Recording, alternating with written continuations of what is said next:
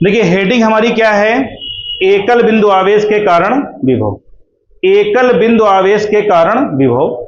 एक बिंदु आवेश है कोई हमारे पास प्लस क्यू, इसके कारण हमको जो है किसी बिंदु पर क्या निकालना है, विभव की गणना करनी है। तो हमने यहां पर लिखा क्या, माना एक बिंदु आवेश प्लस क्यू निर्वात अथवा वायु में स्थित है। अच्छा, निर्वात अथवा वायु क्यों मान लेते हैं, उसका कारण क्या होता है कि निर्वात और वायु के लिए के का मान हमेशा एक होता है, तो के का झंझट नहीं रहेगा इसमें हमारे पास, है ना।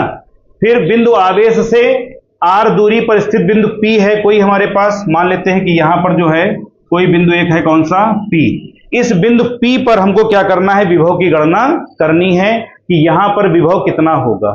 ठीक, बिंदु ओ पर हमने क्या माना, आवेश प्लस क्यू रखा हुआ है, और अनंत पर हमारे पास क्या रखा है, कोई एक्सपेरिमेंटल चार्ज हमारा क्यू नॉट रखा हुआ है। हमें इसको लेकर के यहां आना है बिंदु पी पर, तो हम इसको जब इनफाइनाइट से उठाएंगे तो एकदम से उठा करके यहां नहीं रख देंगे, हम इसको थोड़ी थोड़ी दूरी चलाएंगे, क्योंकि जब हम चलते हैं तो कदम कदम करके आगे चलते हैं।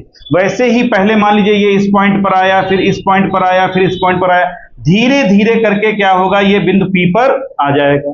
तो अगर हम ये मान लें कि इनके बीच की जो डिस्टेंस है उसको क्या मान लिया जाए, dx, क्या मान लिया जाए, dx मान लिया जाए, और आपने इसकी जो दूरी थी उसको क्या माना था, आपने r माना है, कि आपने कहा ना कि प्लस क्यू आवेश से r दूरी पर स्थित बिंदु p पर हमको क्या करनी, विभव की गणना करनी है। तो हम सबसे पहले ये निकालेंगे कि इस परीक्षण आवेश और इस प्लस क्यू आवेश के बीच में बल कितना लग रहा है। परीक्षण आवेश कौन सा है, क्यू नॉट, और आवेश हमारा क्या है, प्लस क्यू। हमें यह निकालना है कि इन दोनों के बीच में बल क्या लगेगा। आप लिखेंगे पहले यहां से क्या, प्लस क्यू व क्यू नॉट के मध्य बल।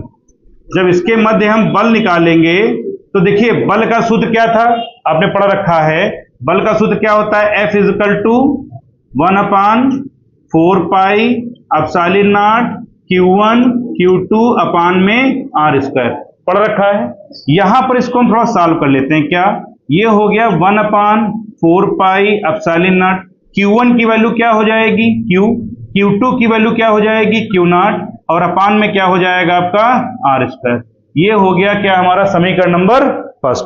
यहां तक कोई दिक्कत।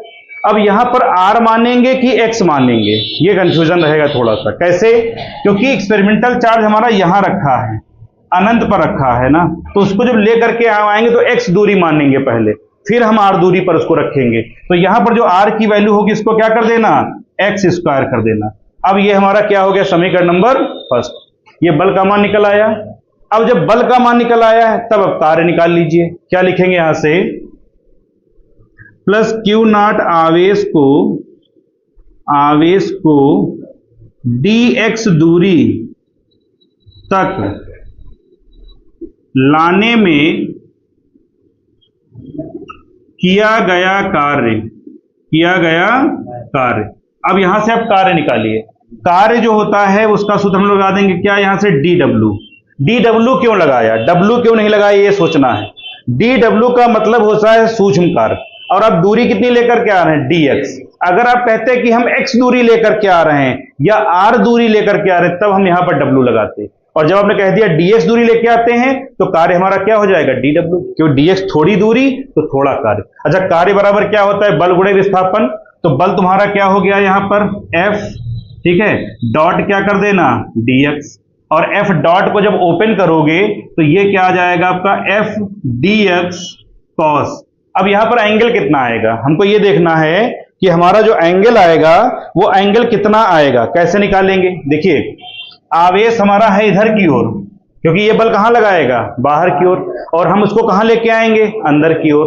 तो एंगल हमारा कितना बन जाएगा, 180। तो यहां पर cos की वैल्यू क्या हो जाएगी, 180, और cos 180 का मान होता है -1। cos 180 का मान हो गया -1, तो ये निकल करके क्या आ जाएगा, माइनस का F dx। ये हो गया हमारा समीकरण नंबर सेकेंड। क्लियर, यहां से क्या निकाल लिया आपने, dw निकाल लिया। अच्छा, अब जो आवेश को लेकर के आ रहे हो तो कहां से लेके आ रहे हो, अनंत से, और कितनी दूरी पर लेकर के आ रहे हो, r दूरी पर, है ना। तो अब लिखेंगे यहां से क्या, प्लस क्यू नॉट आवेश को अनंत से r दूरी तक लाने में किया गया कार्य। अब जब कार्य निकलेगा वो कुल कार्य हो जाएगा, और कुल कार्य जो होता है उसको हम लिखते हैं किससे, W से, और W बराबर हो जाएगा इधर क्या, इंटीग्रेशन। इंटीग्रेशन मतलब हो गया समाकलन। छोटे छोटे पार्ट को जोड़ करके जब हम बृहद पार्ट निकालते हैं तो हम वहां पर क्या करते हैं, समाकलन करते हैं या इंटीग्रेशन करते हैं। अब इसकी लिमिट क्या लगाएंगे, कहां से लेके आ रहे हो, इनफाइनाइट से, कहां तक, R तक। तो इनफाइनाइट जो हो गया ये हो गई आपकी लोअर लिमिट, और R क्या हो जाएगा आपका अपर लिमिट। अब यहां पर क्या करेंगे, हम dw का मान रखेंगे। dw का मान क्या आया था, f dx, है ना। तो यहां पर क्या लिख देंगे, इंटीग्रेशन इनफाइनाइट से R हो गया, और ये हो गया कितना, f dx। क्लियर, माइनस का था, माइनस आप यहां लगा दीजिए।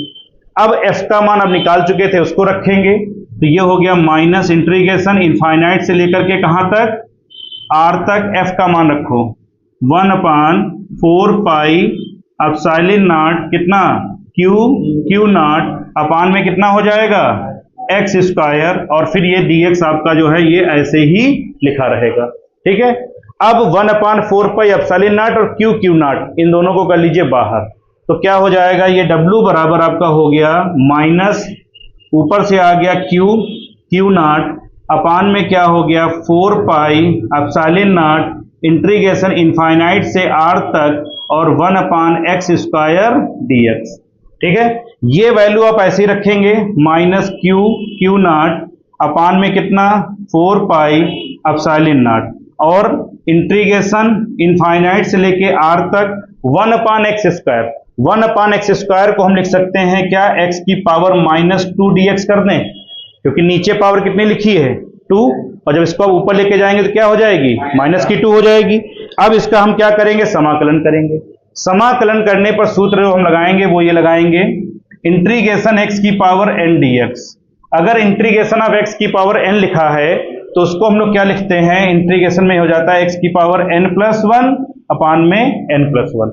मतलब जितनी पावर होगी उसमें हम क्या करेंगे, 1 जोड़ देंगे और वही पावर हम नीचे लिख देंगे। ठीक है, तो यहां पर इसको सॉल्व करेंगे, ये हो गया माइनस q नॉट अपान में क्या हो गया 4 पाई एप्सिलॉन नॉट, इंटीग्रेशन की लिमिट क्या रहेगी, ये इनफाइनाइट से लेके R तक, और कितना हो जाएगा x की पावर -2 + 1 अपान में -2 + 1, लिमिट हो गई इनफाइनाइट से लेके कहां तक, R तक। अब इसको सॉल्व करते हैं, और ये हो गया w बराबर माइनस q नॉट अपान में 4 पाई एप्सिलॉन नॉट, x की पावर -2 + 1, इसको क्या लिखेंगे, x की पावर -1 और अपान में क्या हो जाएगा -1, इनफाइनाइट से कहां तक, R तक। ये माइनस और माइनस कैंसिल, ये आपका हो गया q नॉट अपान में 4 पाई एप्सिलॉन नॉट, x की पावर -1 है, इसको क्या लिख सकते हो